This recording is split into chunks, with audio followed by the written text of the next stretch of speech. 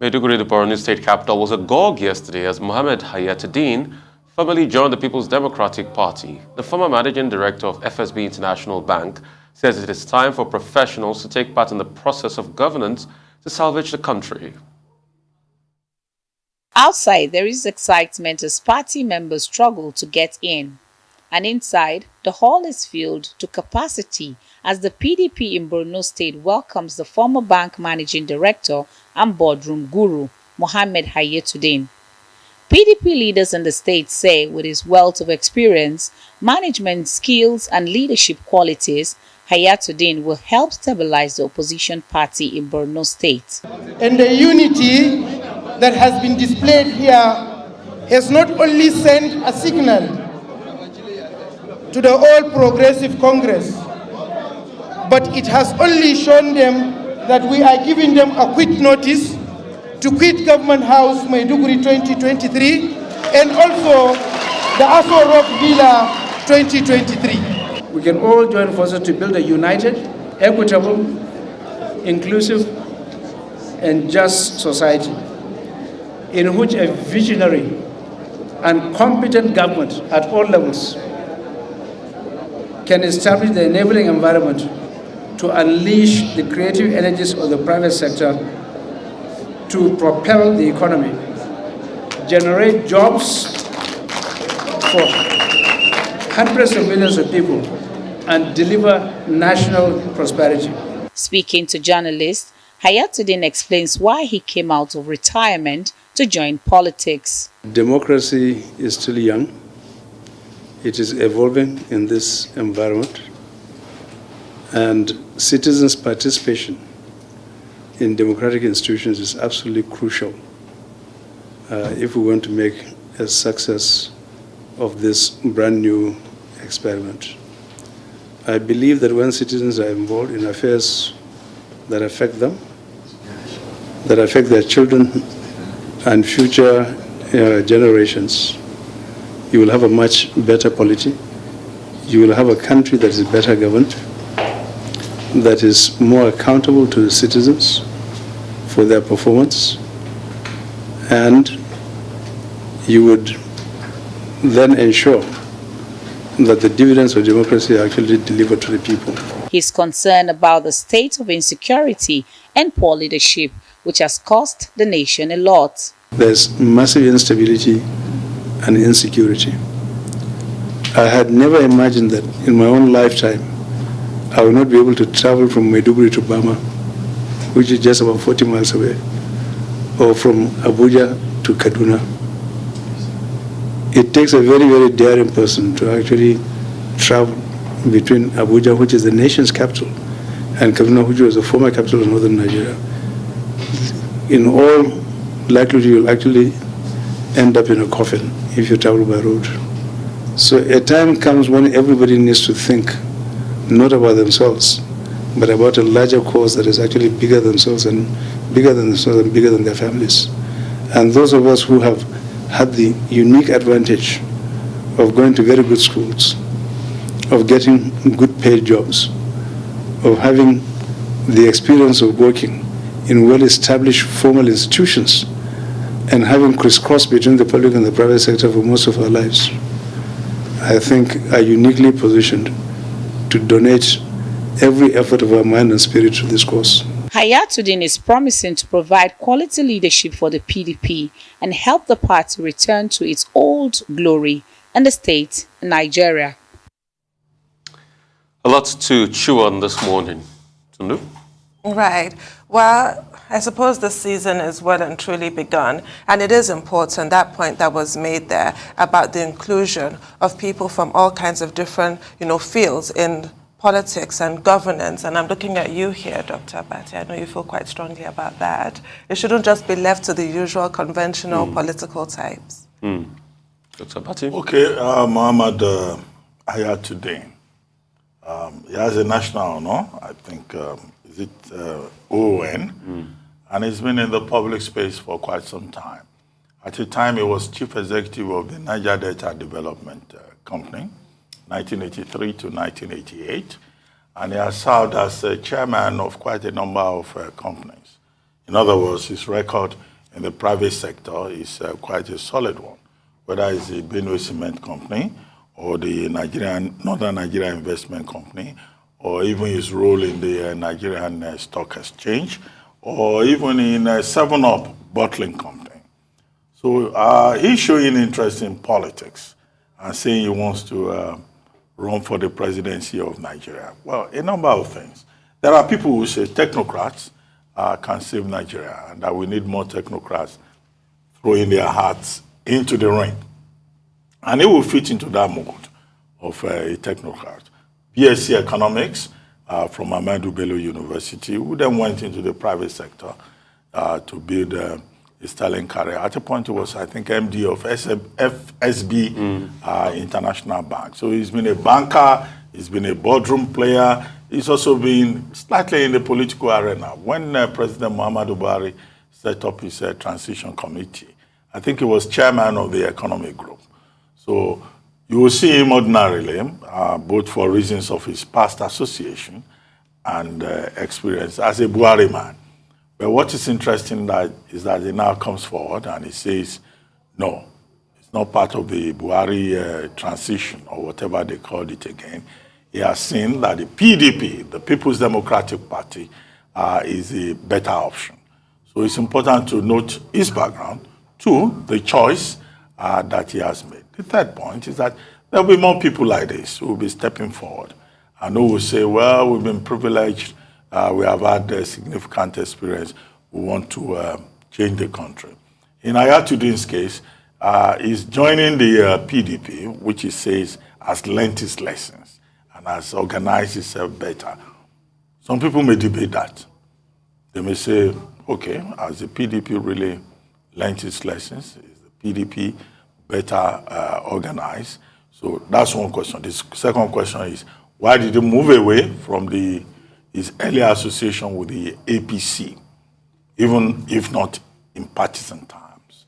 And the answer to that is simply that it's provided by him directly. He says that he thinks that the country is adrift. He thinks that the APC government has not been able to address the major issues of the day, and that Nigeria is heading in the wrong direction. That's exactly how he put it. In other words, he too is saying, we need to change the country. I've queried his affirmative statements about the PDP because he didn't explain that further. But it's like saying, look, the APC, yes, at a point I was involved in some of their processes, but I think that the PDP is the party that can change Nigeria. And he tried to identify some of the problems, poverty, insecurity, and all of that.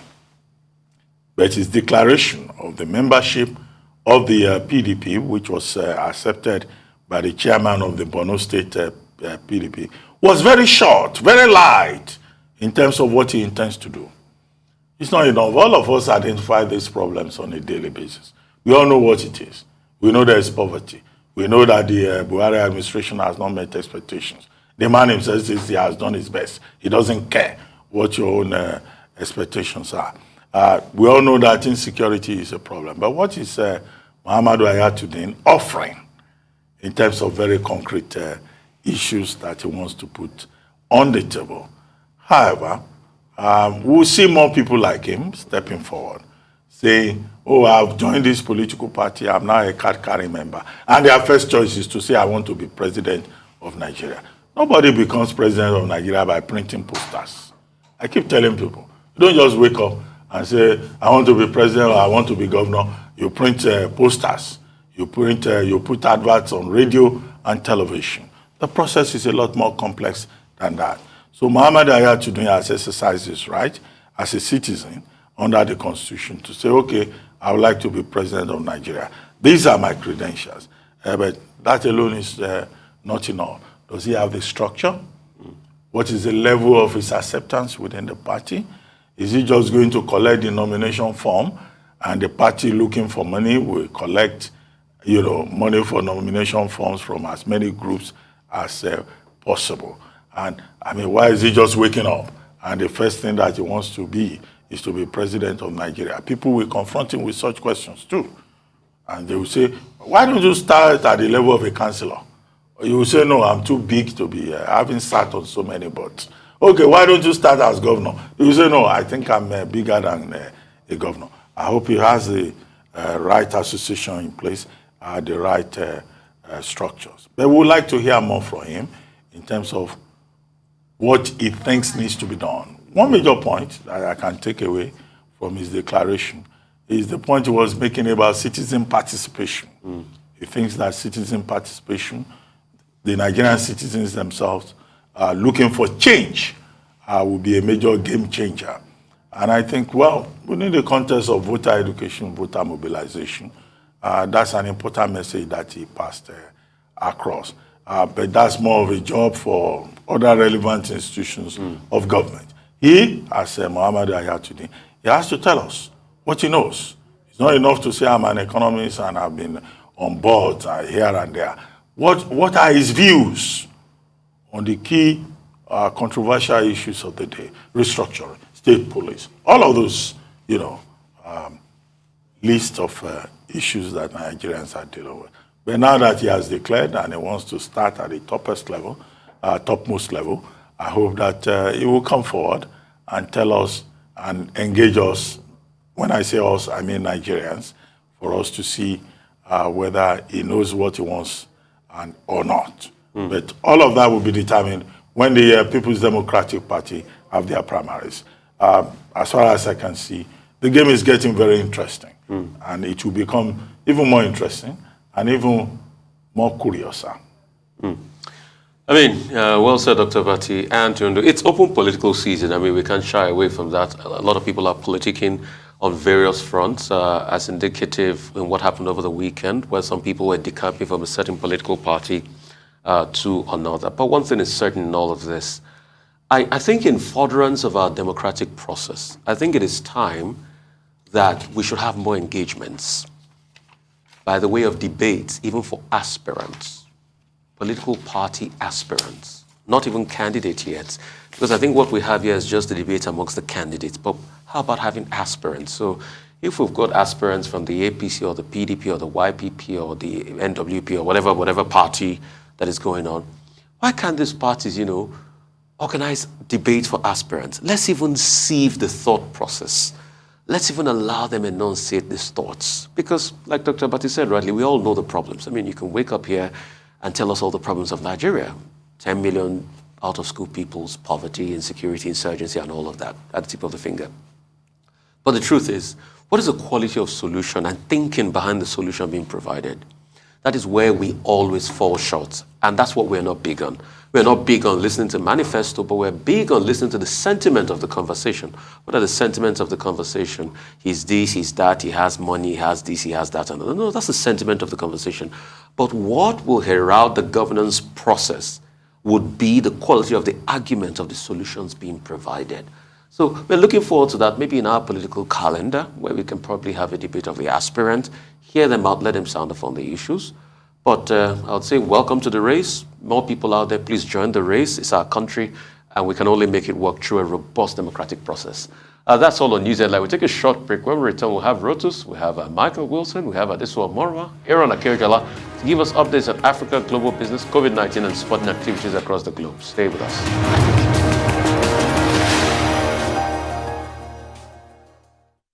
Welcome back to the morning show here on Arise News. Our dependable Rotus Adiri is here to give us an African business update.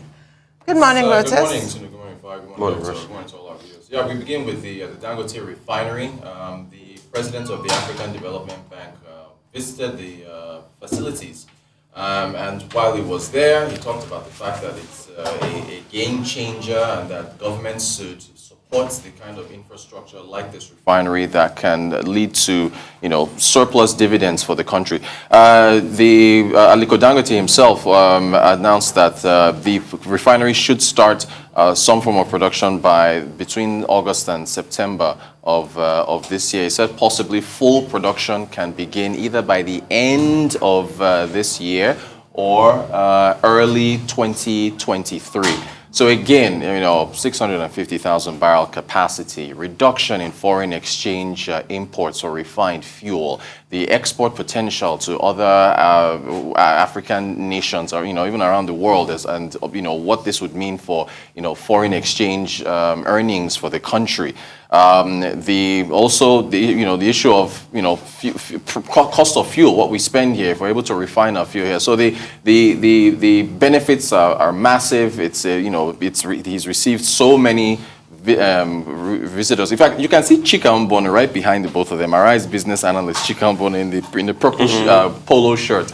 There. So, the central bank governor has visited the refinery a whole bunch. We've been there several times. So it's pretty huge, and everyone will be looking forward to production beginning before Q3 of this year. To the Central Bank of Nigeria, the central bank released a circular on Friday. That circular is regards to a trade monitoring system, an electronic portal that is supposed to allow for electronic invoicing to vet trade documents. Essentially, a source that spoke to This Day newspaper, and this is effective February the 1st, by the way, said that there's a lot of over-invoicing that takes place with importers who now illegally cut away foreign exchange. So what happens is this: if you want to get a Form M from your bank to approve, goods that are being moved, the cost of them is going to be keyed into this portal.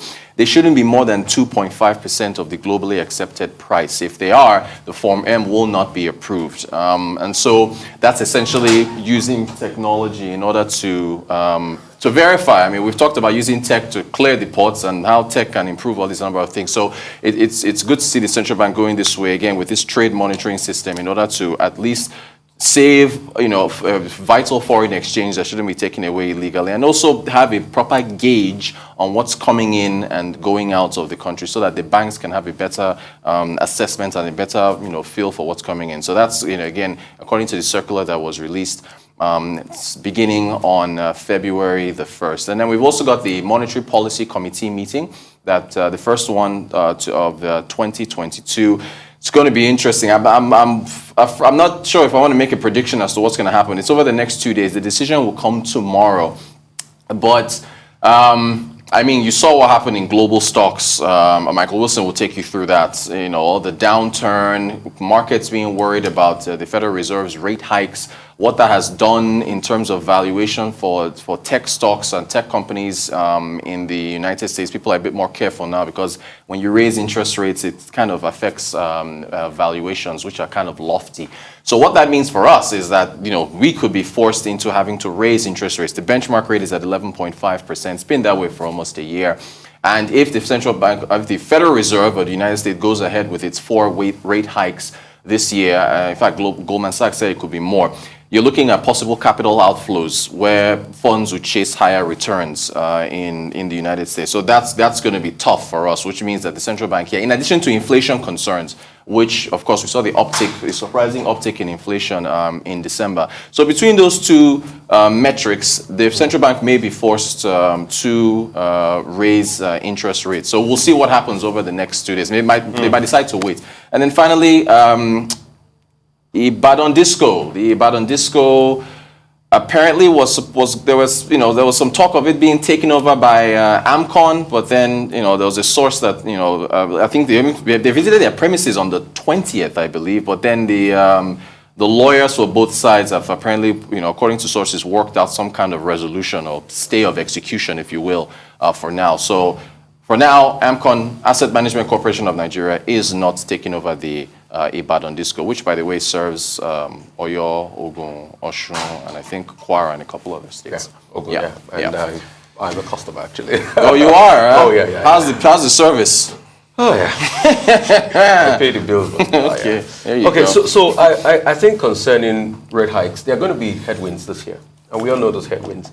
And that's why we want the federal government to be up straight and personal with us as regards what they're going to do with removal of subsidy. Right. So that we can collapse most of these parameters into making decisions on time. America has shown us where they're going to go. There's going to be increase in interest rates, 4 rate hikes. that's going to have a cascading effect all over the world. Whenever America will sneeze, everybody will catch a cold as a result of that, and that's what is happening. I am looking.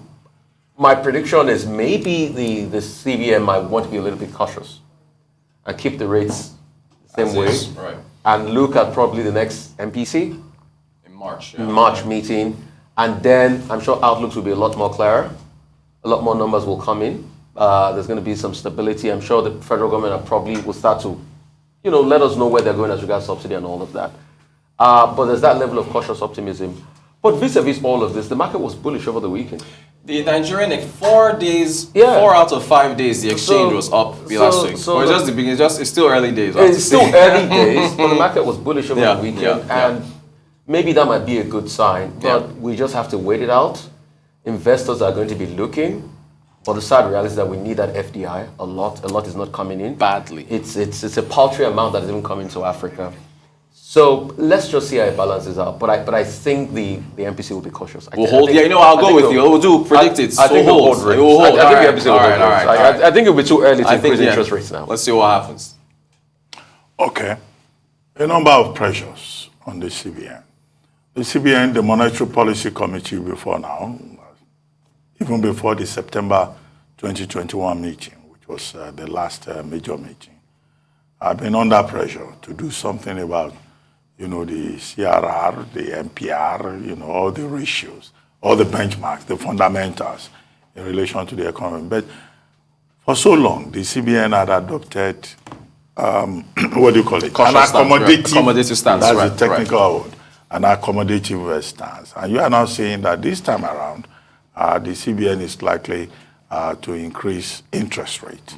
But there are other stakeholders within the system who are saying that the CBN, the Monetary Policy Committee, should still be cautious, despite all the pressures.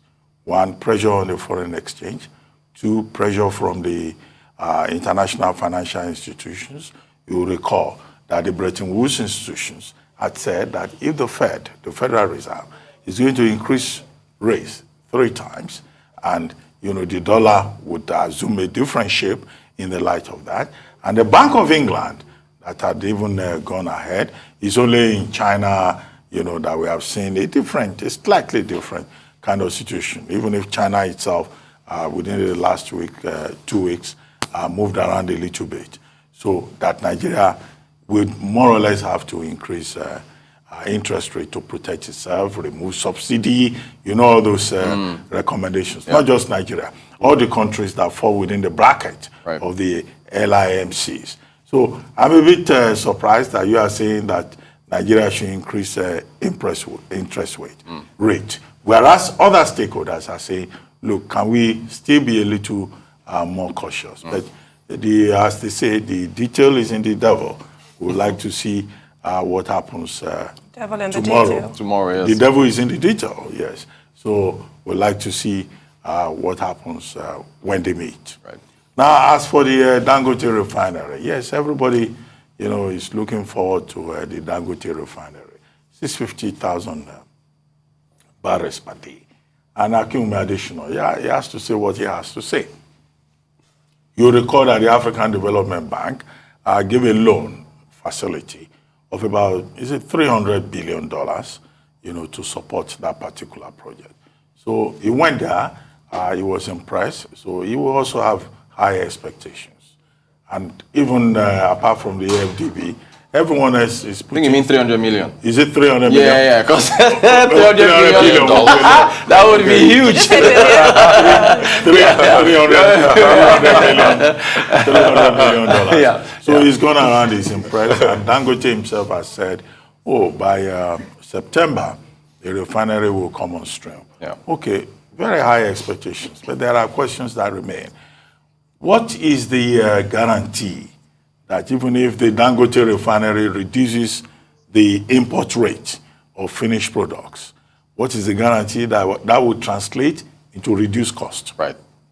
Because the main point is that, okay, if you have a Dangote refinery drawing 650,000 barrels per day, there will be availability of fuel, okay? But would the cost necessarily go down? That's one point. Now, the second point is about the 4 refineries. which have been a major issue both for labor and also for government. Together, they're supposed to produce about 450,000 barrels per day. Now, the thinking of labor is that if those 4 local refineries, government-owned, if they function at premium rate, maybe that will translate into reduced cost, because then you will have eliminated, other costs. But the Dangote refinery will be playing in the international market, exactly, not the local market. That's right. So I think we just need to be reminded of some of these details. As for Ibadan Disco, right, the electricity distribution company that is owned by Tunde Ayeni. Yeah, we are now told that that whole incident on January 20, that the lawyers are looking into the problems. Okay, we hope that the issues will be resolved. But there are all kinds of stories around it about quarrel between AMCON and IBDC owners, and also some kind of vendetta. But whatever is done, whatever is resolved, because the Ibadan Disco serves about 3 states, including Oyo and Ogun, and I think Oshun. So if there is a crisis, if there is a problem with service delivery, it is the ordinary people in those 3 major states that will be affected. And that must be the main issue. But as for Tunde Ayeni himself, well, I don't want to personalize it. Why is he from Skybank to that maritime industry to IBEDC? He's just trailed all the time by controversies, all relating to contractual and, due diligence issues. I think he himself, as the lead man in all of these transactions, has to take a second look at himself. But although I know in this country, once you become a prominent figure and you are in charge of businesses, you begin to also acquire some kind of imaginary messianic importance. But okay, that's at the personal level. But I hope the more important point is about the stakeholders in the Ibadan Disco business. Well, we're out of time, Rosas. Thank you very much. Thank you so much. Thank you. Moving on to more business updates. Michael Wilson joins us now from London. Good morning. Most people are actually looking forward to the meeting of the Fed, apart from the geopolitical problems, of course, but also as far as the financial markets are concerned, that's really what they're looking towards. So it's been a fairly mixed night, really, as far as Asia Pacific's concerned. The Nikkei 225 declined about 0.1%, Kospi down about 1.5%. Chinese mainland shares reversed earlier losses. Shanghai Composite rose 0.2%. In Australia as well, it rose 2%. The real story about China this morning, I'm getting, is that the supply chains there are a bit stressed out, basically, because of COVID zero and the new year, the lunar holiday, which is coming up, which begins on February. China pushes ahead with its zero COVID policy. It's causing a backlog as far as ports are concerned. It's resulting in chaos, apparently. Air freight's up about 50%, shipping rates up about 4%, but that doesn't sound a great deal, but it does when a lot of people have actually just cancelled shipping altogether. And clearly, China is, its priority right now is to prevent COVID getting in the way of next month's Winter Olympic Games and the upcoming Lunar New Year. With hundreds of millions of people actually travel back to their own homes. It's the year of the tiger, if you want to know. And the holiday goes from the 1st of February to February the 11th. Now, the IMF has warned that China, this is Kristalina Georgieva, who is the new the president of the or the CEO of the IMF, and she was speaking at the virtual Davos event this year, and she's saying that the COVID restrictions that China's putting on is now a burden upon the economy of China, which is interesting. I know you've just been talking about this. The only country really to be reducing interest rates, or major bank to be reducing interest rates, had another small cut this morning in another rate, adding to those 2 of last week. Let's turn our attention to Hong Kong-based airline Cathay Pacific, losing about $800 million as COVID curves hit, and it it would have been a lot worse had it not been for the freight that it carries. Remember, it took a $2.8 billion hit last year, but cargo demand apparently picking up very, very slightly. How that actually translates into what I've just told you about the supply chains and the rest of it, not quite sure at the moment. But anyway, that's the figures for 2021. So let's recap what happened in the United States, and you won't need to be told that it was the S&P 500's worst week last week since March 2020. Geopolitics apart, and let's just remind you of what those are, which is the US State Department has pulled out family members of embassy staff in Kiev, and Biden is considering, apparently, according to reports this morning, sending thousands of troops to NATO allies in Europe. But nevertheless, stock futures rose a little bit. I suspect there'll be a lot of action, a lot of choppy action today, depending on how we hear about what's actually going on between Russia and Ukraine. The sell-off in tech-heavy Nasdaq Composite was down 7.6% last week, and there's no indication that it won't be enjoying, or not so much enjoying, a similar kind of week this week. As far as the UK is concerned, one charity is saying it's overstretched and outgunned as far as the fight against economic crime is concerned. It's called Spotlighting Corruption, this particular charity, and money laundering apparently costs the UK £100 billion a year. Corporate fraud up £190 billion a year. However, sterling, now you might expect, mightn't you, with all the political problems that's happening in the UK, sterling to take a bit of a fall. Well, it hasn't. Is that to do with inflation rising? Not necessarily. Is it to do with interest rate rises, or the interest rate rise which we saw last year from the Bank of England? No, not necessarily. Many things can affect the currency. What we're looking at is the possibility, apparently, of Boris Johnson actually going and somebody replacing him who's a bit more, as the markets like to put it, a bit more prime ministerial. We'll see about that. UK returned to the office. Okay, so the civil service, that's the people who work for the government and government agencies, have been told they've got to go back to their offices today. Will other people go back to their offices? Well, there's still the pandemic around, and they have to be convinced that they're going to be safe there. Obviously, businesses surrounding city centres, for example, I mean, they've seen their business go down about a third over the past few years. I'm surprised it's not much more than that, but potential takings could be rising again.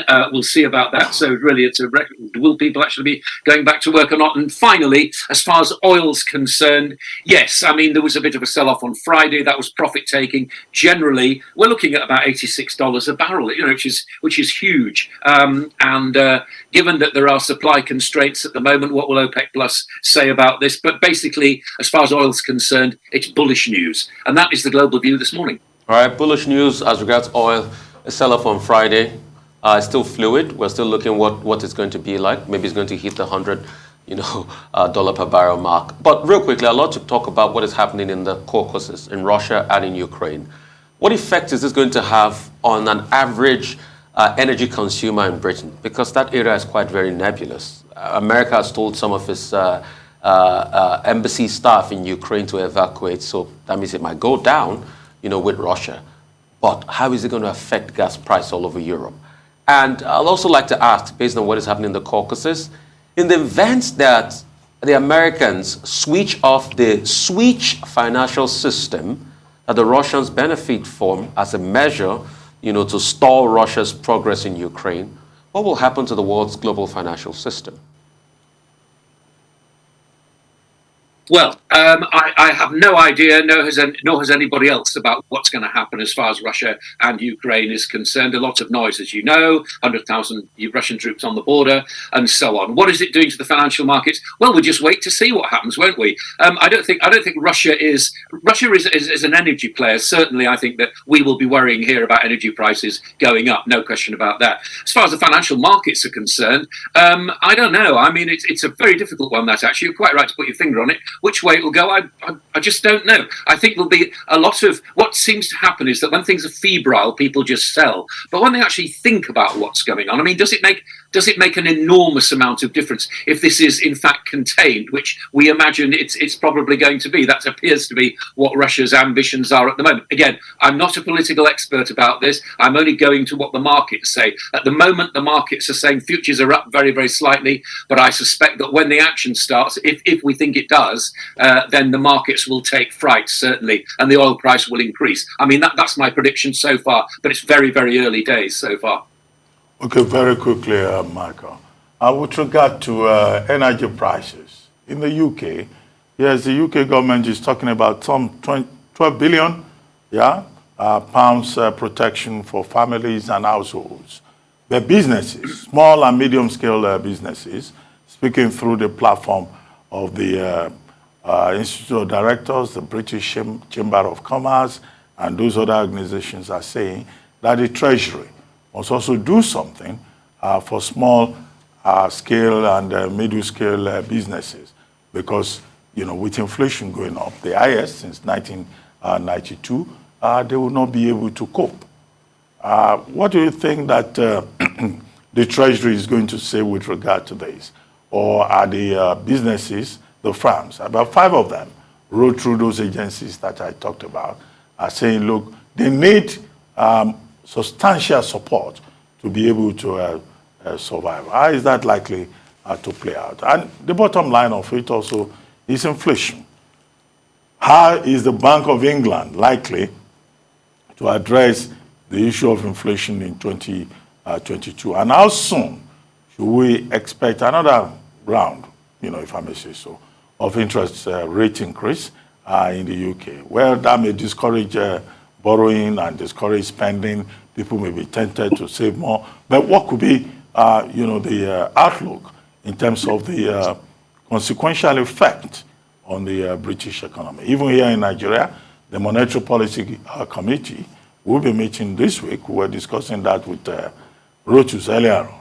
And his recommendation is that interest rates are likely to go up. But whether it's in Nigeria or it's in the UK, this will have serious implications.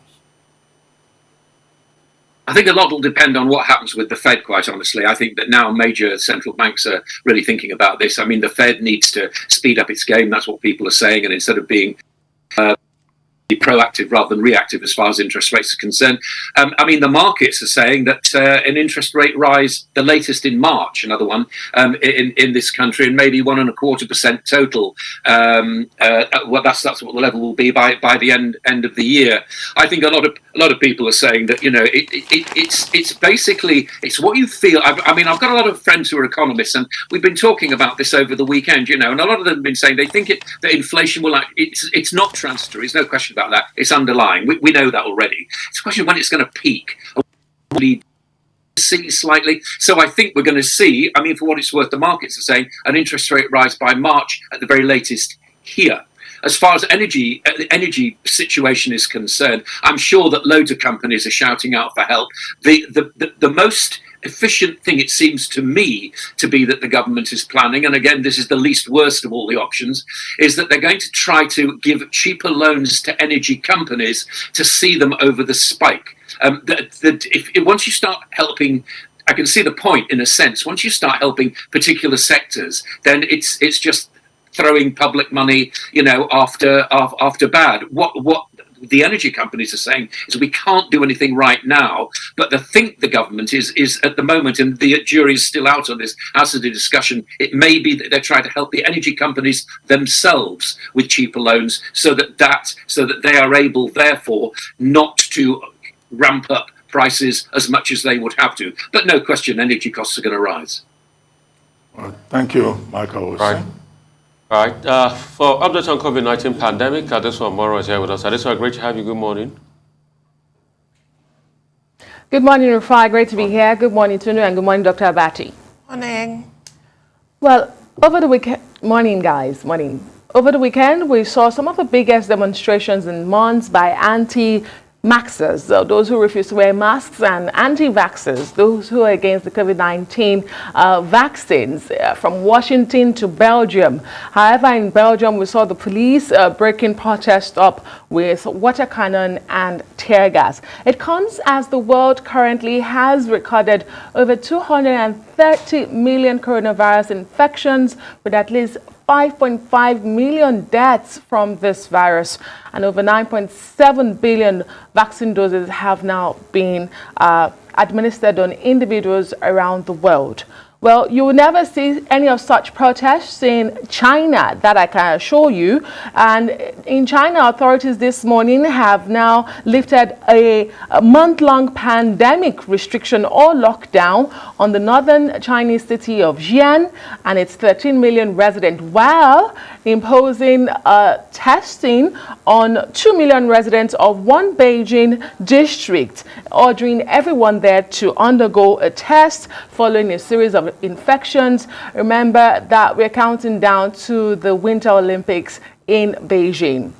Well, here in Nigeria, 228 new infections and no COVID deaths were reported in the last 24 hours by the authorities. According to the report, these infections were reported from 13 states as well as the Federal Capital Territory, Abuja.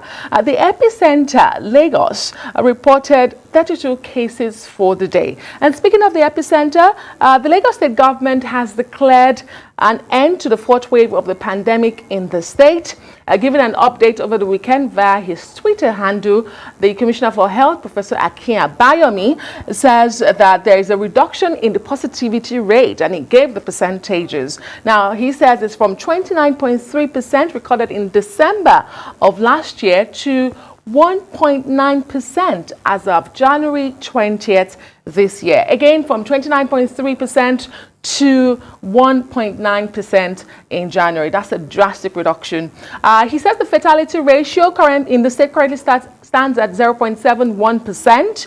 And let me tell you that the Africa CDC over the weekend also said about 46 countries on the continent are currently undergoing their fourth wave of the pandemic, while 8 others are in their fifth wave. Lagos state government says it doesn't know what next will happen now that the fourth wave is over, but also says it has a problem with an uptake of vaccination against the virus. There's some sort of hesitancy when it comes to COVID vaccine in Lagos, and I think we see that across the country and across the world. Well, here's a spreadsheet. You should have that on your screen of the total vaccination exercise in Nigeria since March 2021. Over 13 million people have now received the first dose of COVID-19 vaccines in the country. Another 5.1 million people have showed up for their second dose, which the Nigerian authority is still describing as full vaccination if you've received your second dose. However, it is rolling out booster shots. All states, beg your pardon, in the country have now started administering booster doses. So you can show up for your booster dose 6 months after your last jab, which was your second jab, if you did not receive the Johnson & Johnson vaccine. And out of Nigeria, well, there's no doubt that the behavior of the COVID-19 has puzzled researchers since the beginning of this pandemic. While it has affected some countries severely with a high number of fatalities and widespread infections, we know that others have largely been spared, causing only mild infections and few deaths, such as Africa. Well, a group of scientists led by researchers in Sweden a couple of days ago say they may have discovered the reason behind it. Here's what they said. The researchers claim to have discovered a protective gene that reduces the severity of COVID infections by 20%. They claim the presence of that gene varies according to ethnicity. Voila. In person with white European ancestry, the gene is present in 1 in 3 people. 1 in 3 people for European ancestry. However, in Africa, those with African heritage, it is present in 8 out of 10 individuals. Look at that ratio, it's very high. Meanwhile, the British health authorities have identified hundreds of cases of a subvariant of the Omicron variant dubbed Omicron BA2. and designated it as a variant under investigation. There's still uncertainty around the significance of these changes, but scientists who have spoken out about this emergence seem surprised at the rapid circulation of this subvariant.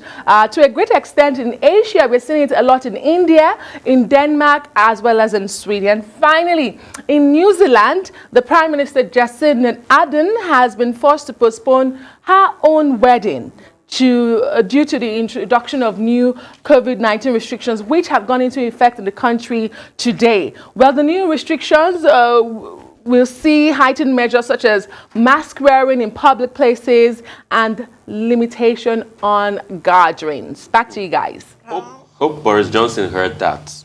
Well, that must be massively inconvenient for Jacinda Ardern, and it goes to show how any little event can be so significant. It's just one family that flew into Auckland and caused this whole commotion that's happening there. I'm a bit confused, though, about this whole genetic link to, the virulence of the COVID infection. You'll recall right at the onset of this pandemic, there were people saying that black people are immune. We have learned that, unfortunately, that is not the case. We are not immune at all. But you'll recall that statistics in America, I particularly remember Chicago being really striking, and all over the UK, were showing that black people, especially black women, were dying of COVID at a higher rate than other, ethnicities. And then there were also, next after black people, were people of South Asian descent. And that was about multi-generational households where people live with grandchildren from grandparents and what have you.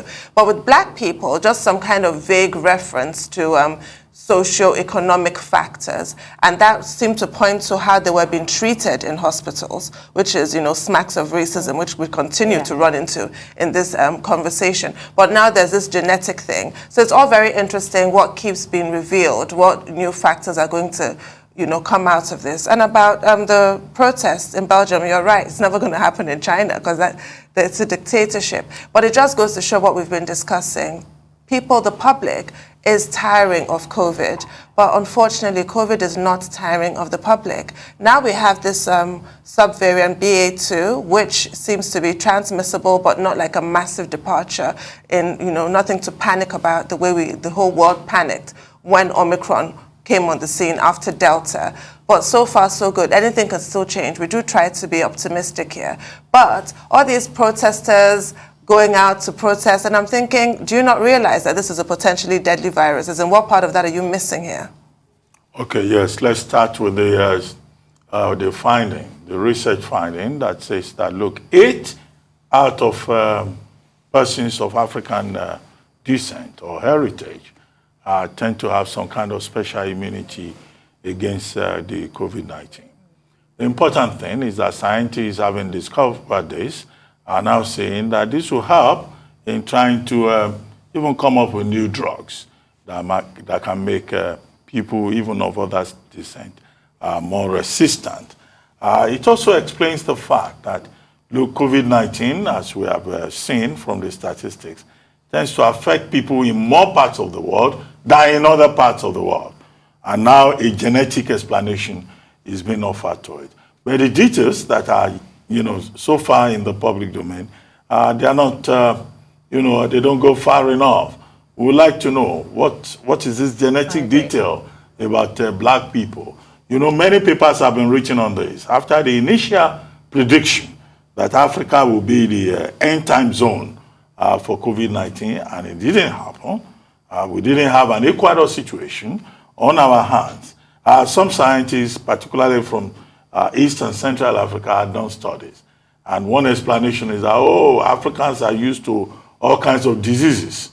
They've dealt with all kinds of ailments, almost on a regular basis, that they have, developed this genetic coding that resists the virus. But now here, the emphasis is not on that racist interpretation about our encounter with pathogens of different variety. It's about the kind of genetic constitution that Africans have.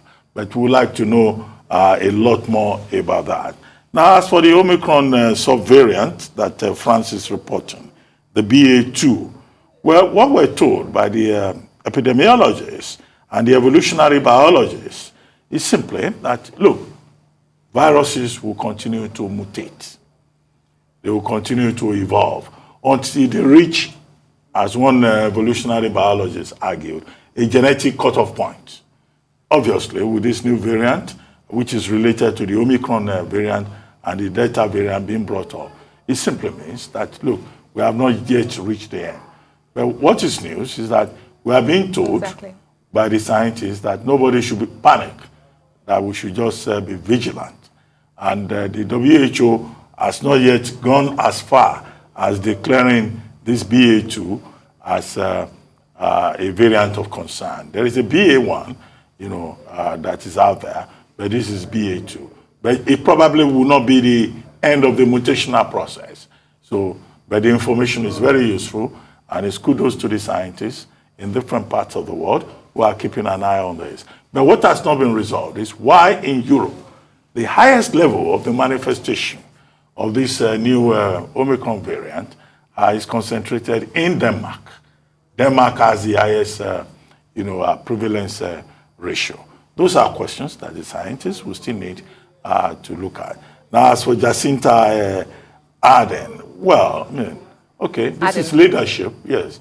Jacinta Ardern, we had praised, again and again. In fact, female leaders, women leaders generally, about how they've demonstrated greater emotional intelligence with regard to the COVID-19 pandemic. And this is another demonstration of it. The leader of New Zealand saying, look, our marriage ceremony to Clark, I think the guy's name is Clark, right? It's not as important as the fact that she does not need to make herself more special than, other citizens who have had to face new restrictions. The restrictions were imposed on Sunday, and they will probably last there for some time. But I guess Jacinta Ardern will still have the opportunity to have a wedding, maybe not as scheduled, but later. And that perhaps she will realize that the example that she shows is an international one. And if some of us from Nigeria are invited, we will show up with our Ashoebi to celebrate her and her husband. Thank you very much.